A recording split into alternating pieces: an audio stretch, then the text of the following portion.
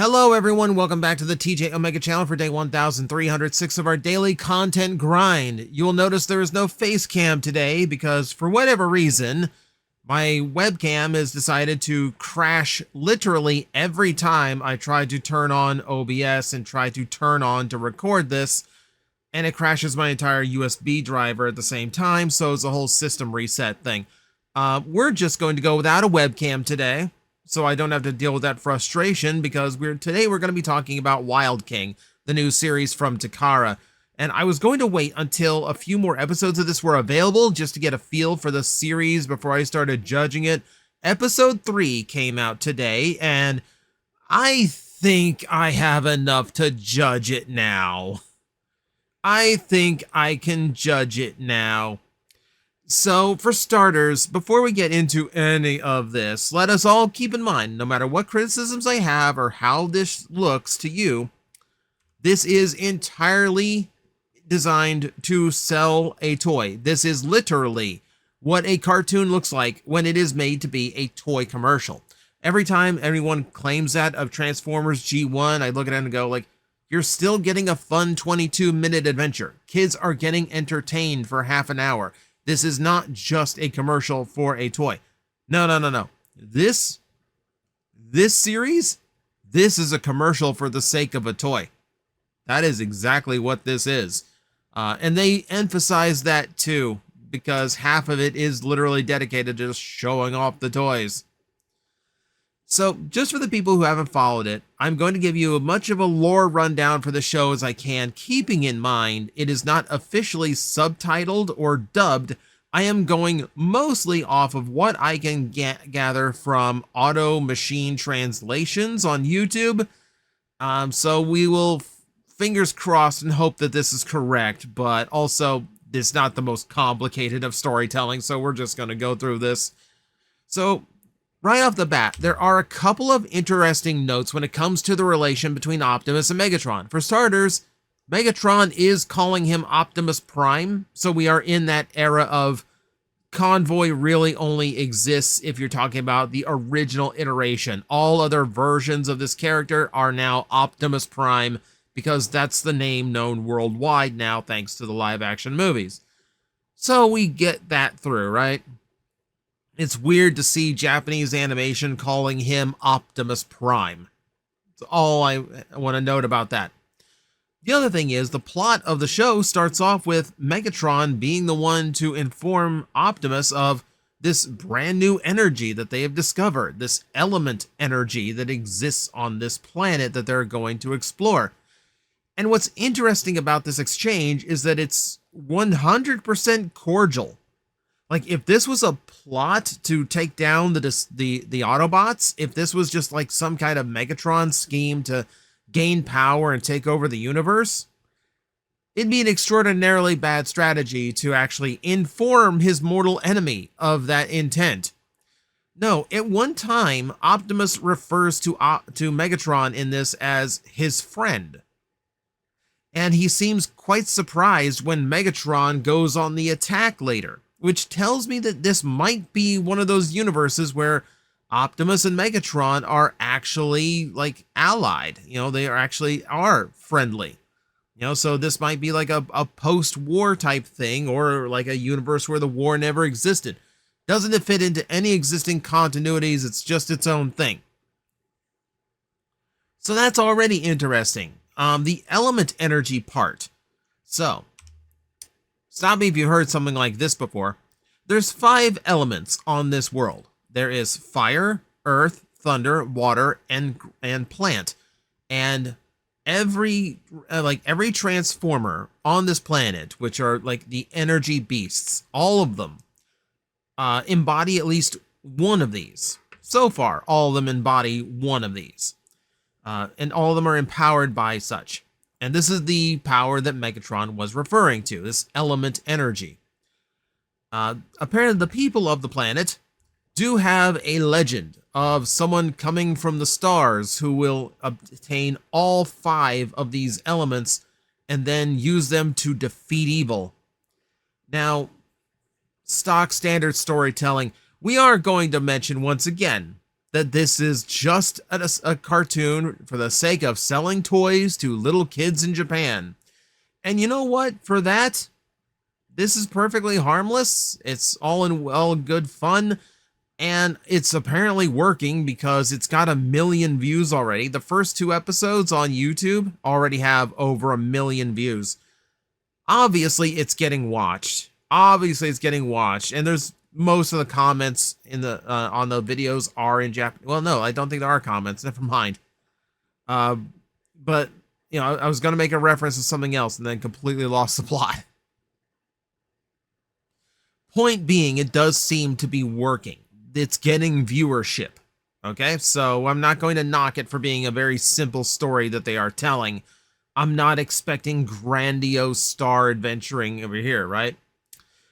We also learn of the tribes. There is an animal tribe and there's a dinosaur tribe that are apparently at are opposed to each other on this planet, and those are the 2 tribes that have inherited element energy. From this shot, we can actually find out that there are more energy beasts on the way. For the animal side, there is a rhino and a lion that we have not officially seen yet.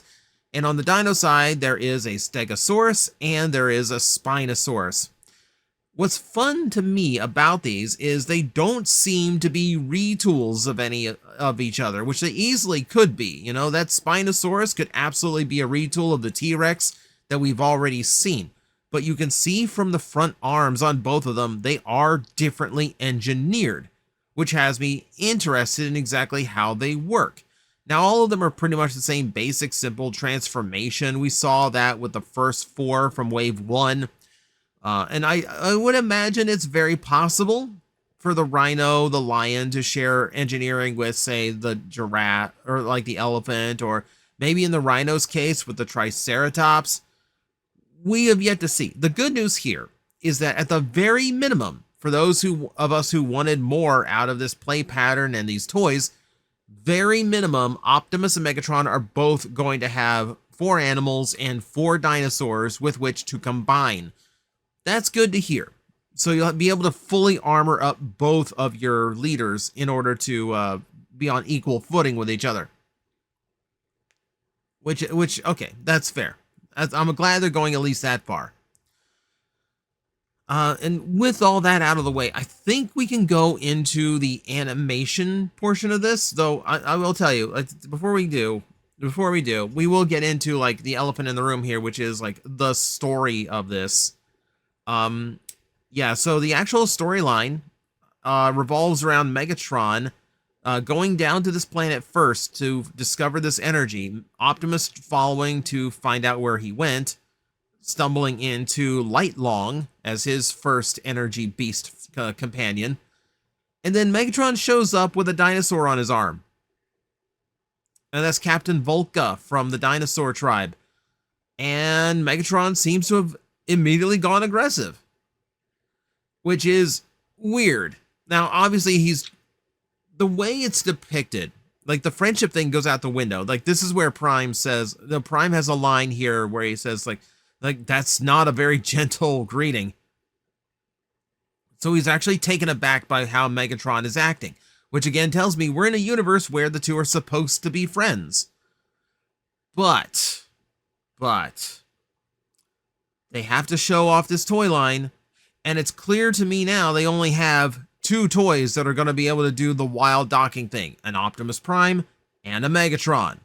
So with that in mind, looking at this, it seems like every episode is going to follow a very similar pattern of we're introducing an element beast, we're going to have it combine with Optimus or Megatron, they are going to fight again, we're going to demonstrate how powerful and cool they are, and that's going to be most of the episode.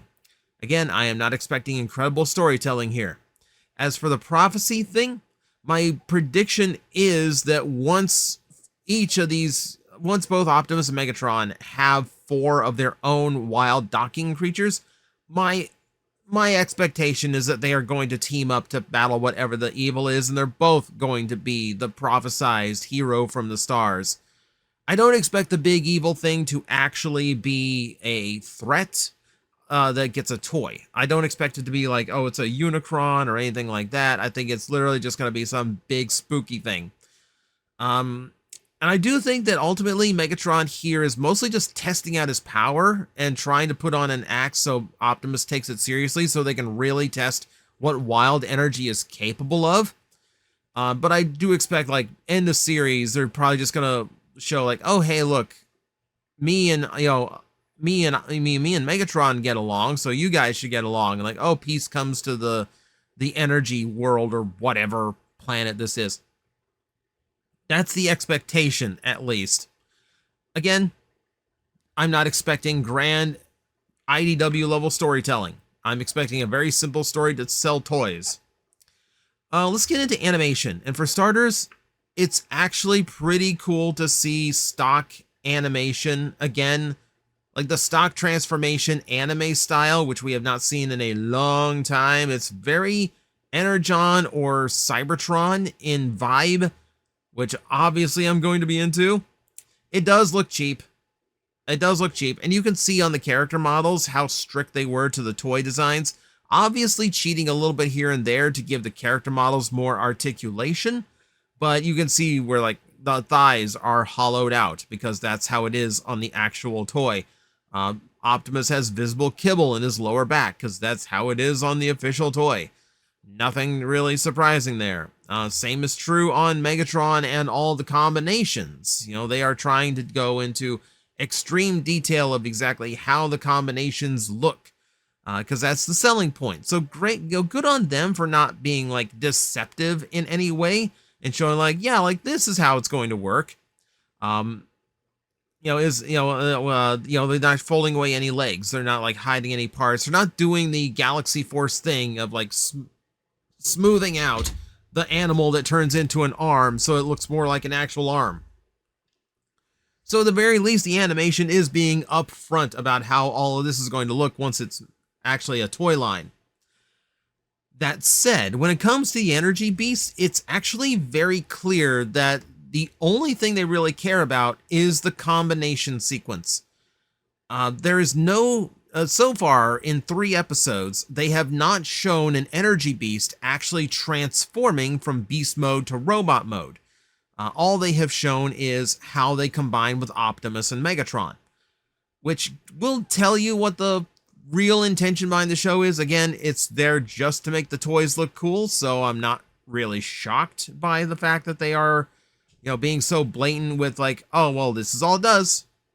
But literally, like, the engineering behind these toys is not very complicated, you know? So it stuns me that they would cheap out and not show like Light Long transforming. Instead, they show him announcing a transformation, glowing really bright, and then after the camera cuts back to him, now he's in robot mode.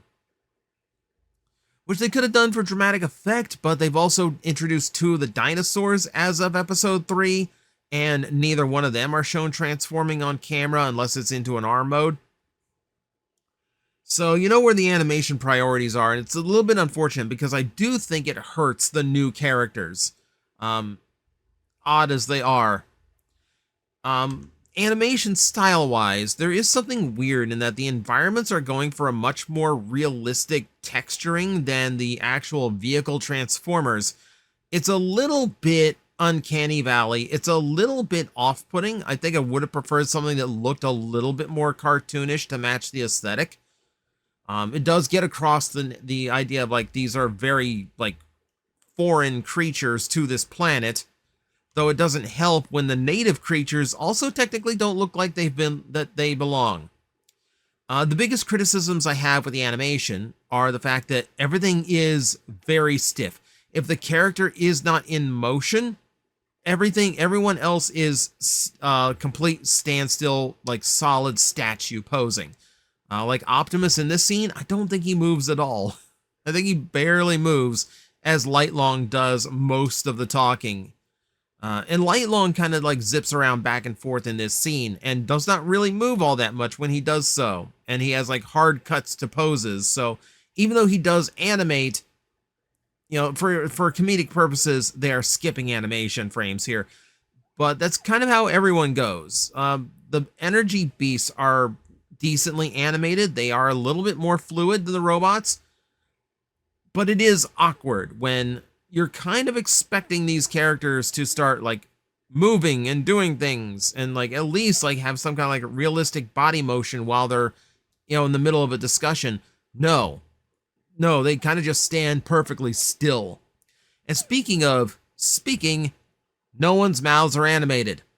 Everyone, even the characters who have never been depicted this way before, are shown talking through flashing eyes. That's how they communicate. They are talking, but their mouths are not moving. It is just eye flashes, because this is cheap animation. They weren't going to pay for full rigging, etc., etc., and that's really unfortunate, because it makes this show look even more stiff than it was already, and it doesn't help the cheap look and nature of the show. Again, we're just selling toys to kids.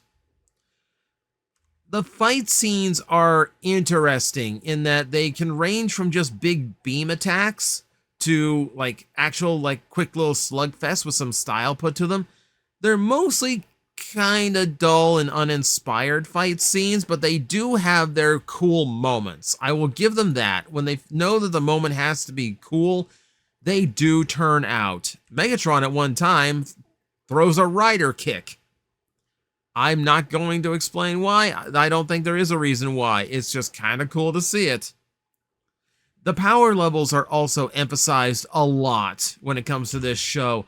The blasts from Megatron do enormous damage and cause enormous explosions. They really are trying to convey just how powerful energy, the energy thing is. And apparently, this is going to only escalate. Megatron, and this is a part of the plot I forgot because there's no way to convey this in a screenshot. Megatron is after something he calls the element shield, which seems to be what they're going to call it when you have 4 elements combined at once and form that full, like 4-blade, 4-shard shield on your chest. Like that seems to be the direction they are going in with that. So like there's a goal. There is some kind of like thing, quest to go after, and it's going to be like who gets it first, and then the other one's going to get it, and then standoff, etc., big evil, team up, etc., leave. There's your entire story. Spoiler alert. And then attached to this, now they call this 3 episodes because the first video was 2 episodes, and then and then the third one, which is notably shorter. They are mini episodes of only like 5 minutes each. But all of them are followed by blatant toy commercials.